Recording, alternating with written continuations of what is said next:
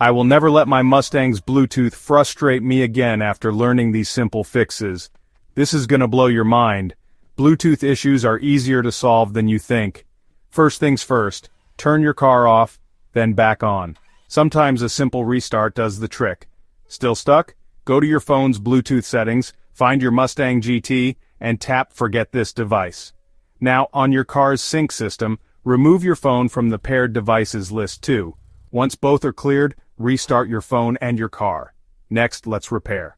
Turn Bluetooth on for both your phone and car. On your sync screen, hit Add Device, and on your phone, scan for nearby Bluetooth devices. Select your Mustang GT, and confirm any pairing codes that pop up. If it still won't connect, make sure your phone's software is up to date, and check that your sync system isn't due for an update. You can do this from the sync menu under Settings. Still having trouble? Try a hard reset, disconnect your car's battery for a few minutes, then reconnect. Or visit your local Ford dealer for help. That's it. Most Bluetooth issues are quick fixes. Now go enjoy your Mustang GT without the tech headaches.